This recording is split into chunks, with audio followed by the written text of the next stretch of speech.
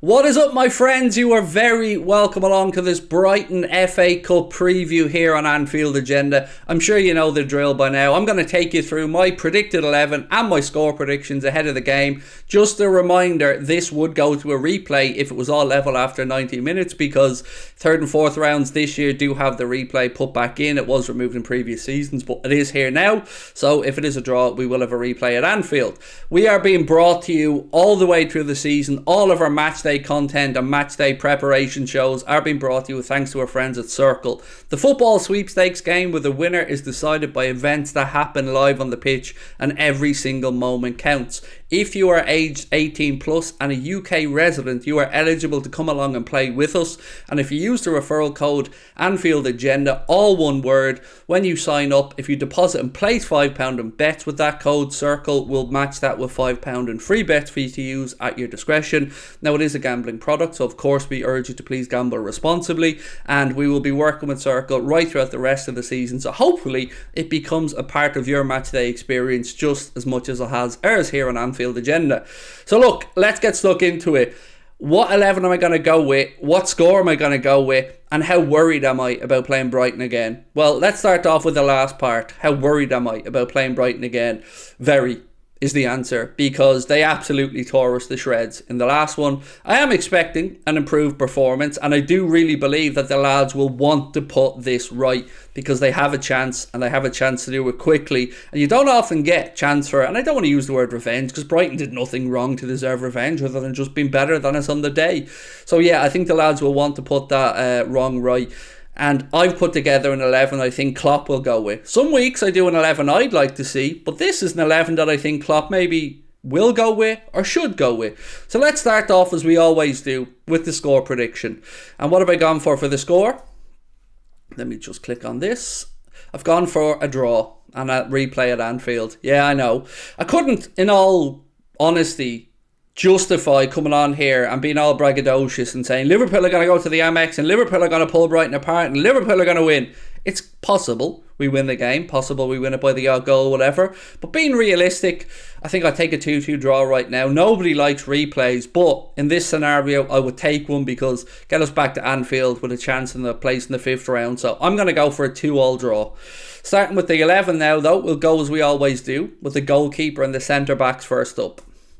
Alisson in goal, and I've brought Joe Matip back in to be alongside Ibou Konate. Now look, Gomez did okay in the last game, and I'm not here to knock Gomez, but I do believe Matip is a better centre-back, so I'd rather Matip alongside Konate. Konate, of course, has the recovery pace that we could well need, and look, we need all the help we can get with Mitoma down that right, or left-hand side, our right-hand side, and I think Matip and Ibrahim Konate's pace can probably help Trent out a little bit. Oh yeah, that's right, I have kept Trent a full-back. Probably shouldn't have mentioned that yet, but there we go. Full-back positions. Trent Alexander-Arnold on the right side and Andy Robertson on the left side. Now, it didn't escape my attention, and it probably didn't escape yours, that the Brighton manager spoke about the fact that we basically played with 3 defenders the last time we played them, and that they looked to exploit that, and they did it very well. So now we need Trent to just play a right back, just be a right back. Be solid and allow those ahead of you to try and influence the game. Now look, I understand Trent plays under instruction from Jurgen Klopp,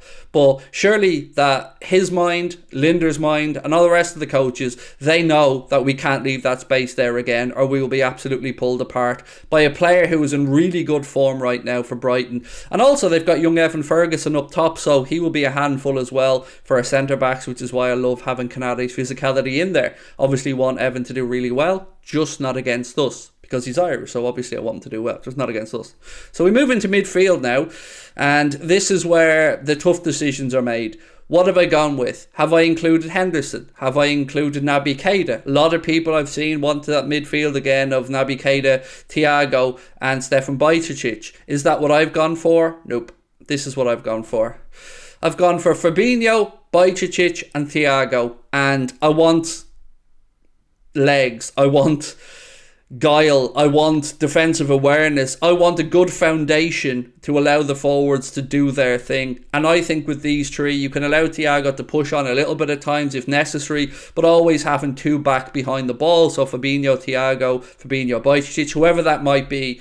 This is the midfield three that I would like to see. Now, I understand people will probably have shouts for Keita or Henderson or whatever, and that's no problem. That is, of course, your choice. This is the three that I go with, though. Great news this week that young Stefan Bajcetic has signed a new long-term deal that will keep him with the club until 2027. None of us can say it's not deserved. He's been brilliant. I think it was 200 grand from Celta Vigo, if my memory is not mistaken, that Liverpool, or Celta Vigo, that Liverpool paid for him to bring in, and another steal for the club. An absolutely prodigious talent who has been given the opportunities by our manager, and you got to give Klopp full credit for that one. So my midfield, Fabinho, Thiago and Bajcetic. Now it gets tricky. Who do I go with up top? Do I move Mohamed Salah centrally like I've gone on about for the longest time?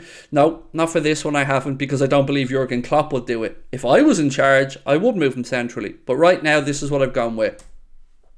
Cody Gakpo on his more familiar left-hand side. I know that Klopp likes to mix it up a little bit, but let's try and play Cody Gakpo into form and confidence by putting him in his most familiar position. So for me, Darwin can absolutely play the left. He can play it really well, but I think we just need to get confidence back at this point, particularly with young Cody Gakpo, who is new to the football club and has been brought in a really difficult time for us. I really do have a lot of sympathy for Gakpo, because it isn't his fault that we're in such dire straits. It isn't his fault that Diaz, Jota, Firmino are out and unavailable in attack.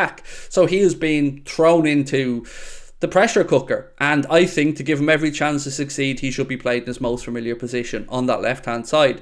That of course would mean Mohamed Salah on the right hand side, but who goes to the centre? You know, of course you know, it's Darwin. It's the boy wonder. I absolutely love him, and I can't wait to get Diaz back till we see Darwin and Diaz absolutely just tearing up defences and giving Liverpool that unpredictability that we haven't had for too long. Or for long enough, I should say. So yeah, for me, that is the 11 that I would like to see take the pitch at the Amex. Alisson in goal, Trent Alexander-Arnold at right back, Andy Robertson at left back, with Ibrahima Konate and Joe Gomez, no, not Joe Gomez, Craig, Ibrahima Konate and Joel Matip at the centre back positions, Fabinho, Thiago and Bajcetic in midfield, with Gakpo, Darwin Núñez and Mohamed Salah up top. And as you can see, I've gone for a 2-2 draw.